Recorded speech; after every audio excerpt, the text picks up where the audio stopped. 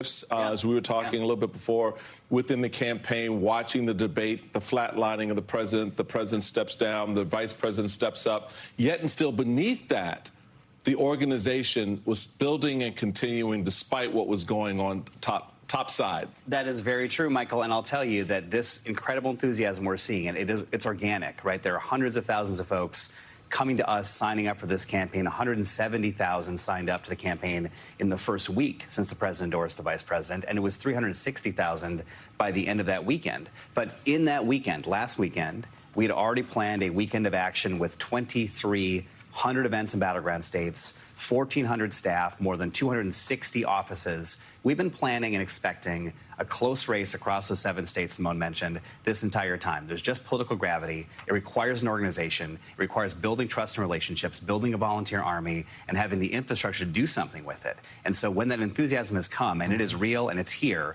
there's a place for it to go, and those hundreds of thousands, then millions of voter contacts is how you win a close election. We feel really good about what's happened in the last couple of weeks. Dan, talk to us a little bit more about the infrastructure here, because I think campaigns are, the candidate is important, the message is important, but you can have the right candidate, a great message, but if you do not have the infrastructure to support getting that message out and organizing people and eventually turning them to the polls, it doesn't matter. And I do want to juxtapose this with the Trump campaign has been closing offices and not much has been made about their infrastructure. They have doubled down. They're running an unconventional campaign in many ways. And these offices and just the people, it's insane that you all have. You guys know better than I do that the media environment in this country is incredibly fragmented. It's siloed. It is really hard to cut through, even with big moments. And in that environment, in states that are close elections, and frankly, folks, you know, across the spring and summer, didn't want to talk about Donald Trump and tune into politics and want to go to barbecues and have their summer vacations. If you don't have an infrastructure that's on the ground, that finds authentic ways to reach people where they really are, in community, whether that's online or in person, then that stuff is like, you know, stuff bouncing off satellites in the middle of space, right? You have to have something that anchors it to something real in a community. We feel very strongly we've done that. And to your point, Simone, the Trump campaign simply hasn't. They made a huge deal in 2020 about having these community centers in places like Las Vegas. And I think they actually were a bit effective for them at that time. They've shuttered all of those community centers. They've abandoned those voters. I think there's a lack of respect the Trump campaign has for actually engaging real people on the ground and having a relationship.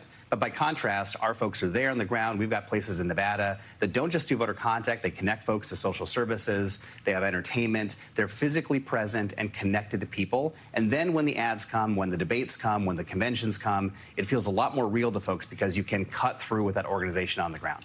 So, Dan, a lot of what you're saying goes to the heart of what James Carville had raised up earlier in the week, and I reinforced in conversations that I was having subsequent to that in reaction to people who thought, oh, well, you're trying to dampen us by telling us not to be enthusiastic.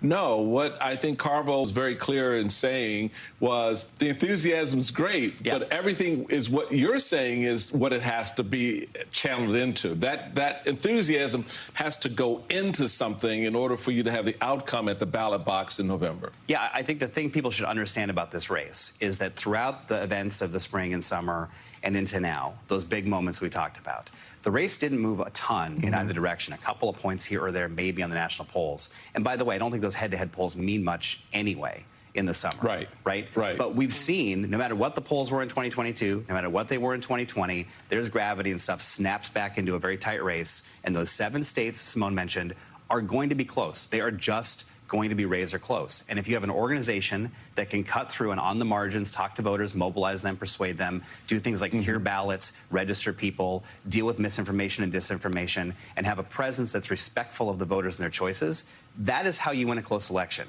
The theory of the case here has been the same all along. Jen O'Malley-Dillon has said this a ton. There's 7 individual states, not just a national election, but 7 places you got to go to compete. We've been competing, and we think that will be the difference in a tight race. But it will be a tight race. This is great momentum, but it's additive to our path to victory, but not predictive of it. Right. It's August, Simone. It's only August, honey. We have, again, as I said, we have yet to see our October surprise, and the Russians have not even directly weighed in yet, although there are reports that they have hired PR firms. I'm not even joking, folks. I'll have the full screen in the next hour. I want to play, Dan, for folks, this ad from the Harris campaign. It's titled Fearless, and I want to talk about some of the messaging on the other side. This campaign is about who we fight for.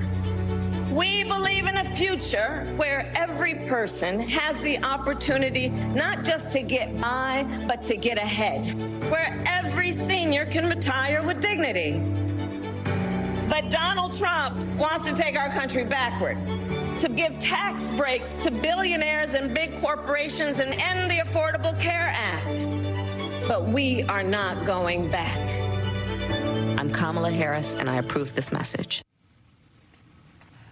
So this is an ad that folks are going to see all across the country, Dan. But my question is, when folks are on the doors and they are on the phones, because this old school organizing, okay, this is how you get votes, what are they saying? Like, what is the message the campaign has? Because I think that campaigns, winning campaigns, are about hope, and they are about a vision for the future and about what candidates will do for folks if, in fact, they give them, the voters give them the opportunity to be elected.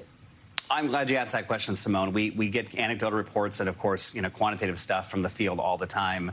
And the things we hear at the doors, millions of voter contacts this summer, are pretty consistent. We hear folks that want to work on lowering costs, and you heard the vice president talk about that directly in Atlanta at her big rally, that on day one, we're going to take on pharma, we're going to take on big corporations, we're going to take on corporate rent, we're going to take on price gouging. And she recognized that people aren't feeling the complete relief they need to feel. She said, you know it and I know it, the costs are still too high. We're on that on day one. Contrast that with what you heard in that ad, that Donald Trump again wants to go back to tax cuts for millionaires and billionaires, cut the Affordable Care Act or repeal it, cut Social Security. These are issues that come up on the doors all the time, as does some of the stuff voters are fearful of.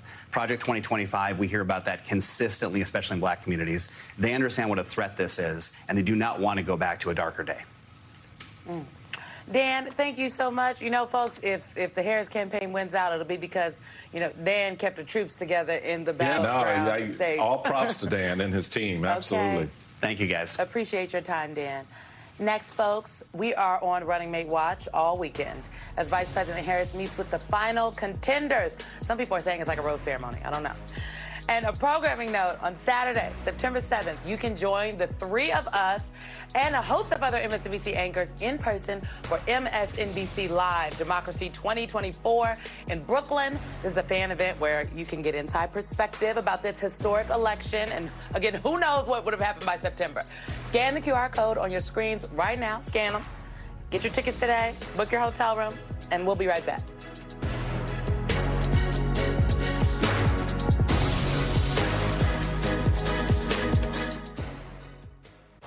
It's almost time.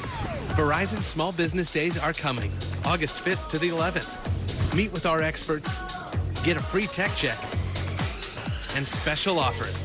Don't miss out. Get started today. Imagine a future where plastic is not wasted, but instead remade over and over into the things that keep our food fresher, our families safer, and our planet cleaner. To help us get there, America's plastic makers are investing billions of dollars to create innovative products and new recycling technologies for sustainable change. Because when you push for smarter solutions, big things can happen. Hello, welcome to T-Town. Like men over 40 everywhere. These guys experience a drop in testosterone. Don't worry, it happens to all of us. Some guys took my advice about how to boost their testosterone, and some didn't. This guy got the message loud and clear. That's right, Nugenix Total T. Nugenix Total T is the unique man-boosting formula powered by Tesnor, a key ingredient clinically researched to help increase testosterone levels, to help you feel stronger, leaner, with more muscle and drive. Nugenix is the #1 selling testosterone brand at GNC, but you can only get your complimentary bottle by texting PRESSED to 215-215. Thanks. It'll make you feel like a new man. And by the way, She'll like it too. Get your complimentary bottle of Nugenix now. Text PRESS to 215-215. Text now and we'll include a bottle of Nugenix Thermo X, our most powerful fat incinerator ever, with key ingredients to help you lose stubborn body fat absolutely free. No matter what kind of teeth you gotta brush, Oral-B Electric cleans better with one simple touch. Oral-B's dentist-inspired round brush head hugs them, cleans them, and gets in between them for 100% cleaner teeth. Your perfect clean starts with Oral-B. I can only juggle so many things. That's why I use HomeGlow. It's easy to find reliable house cleaners to keep my daily life balanced. And the best part? My first cleaning was just $19. Online dating? I know people meet that way, but where would I even begin? Open laptop, go to OurTime.com, look for free. It's easy to take a look on Our Time, the dating site for people over 50. We planned well for retirement, but I wish we had more cash. You think those two have any idea that they can sell their life insurance policy for cash, so they're basically sitting on a gold mine? I don't think they have a clue. That's crazy. Well, not everyone knows Coventry has helped thousands of people sell their policies for cash, even term policies. I can't believe they're just sitting up there. Sitting on all this cash. If you own a life insurance policy of $100,000 or more, you can sell all or part of it to Coventry, even a term policy, for cash or a combination of cash and coverage with no future premiums. Someone needs to tell them that they're sitting on a gold mine and you have no idea. Hey, guys! You're sitting on a gold mine! Do you hear that? I don't hear anything anymore. Find out if you're sitting on a gold mine. Call Coventry Direct today at 800-459-2600 or visit CoventryDirect.com. This is an opportunity to come together, to stand up for what we want as Americans and voters, and not just sit there and accept division as the outcome. It's a chance to unite. MSNBC Live Democracy 2024, Saturday, September 7th in Brooklyn, New York. Join your favorite MSNBC hosts at our premier live audience event. Visit msnbc.com/democracy2024 to buy your tickets today. Vice President Harris is expected to announce her running mate any day now. This weekend, she's meeting in person with potential running mates. NBC News reports these 6 contenders have already met with Harris's vetting team. Once Harris makes her pick, the plan is to hit the campaign trail with her running mate. Yeah, just get out on the streets, making a mad dash across 7 battleground states next week. And Team Harris is staffing up in the final stretch as well, adding a campaign veterans David Plouffe and Jennifer Palmieri into the fold. Joining us now, Heath Mayo, founder of Principles First and MSNBC political contributor, Dr. Jason Johnson. He's a professor of politics and journalism at the Morgan State University in good old Baltimore. Welcome to you both. So, Simone, VP. It is. I joked that it was like a rose ceremony because that is what people are saying online. Or you could also go with Tyra Banks at Top Model when she's standing there and she's like, I have X amount of people in front of me, but only one photo in my hand. Yeah. But to be serious, this is the first presidential decision that a nominee makes, whether they be Democrat or Republican, Jason, is in fact a decision on who they would like for them to be their running mate. They are picking someone that they would like to campaign with in the final stretch, but they're also, and more importantly, I think, picking a governing partner and someone whom they believe is ready to be president on day one, if in fact, the nominee who eventually becomes the president, is not able to execute their duties. So, consequential decision, and this is a truncated timeline to make it.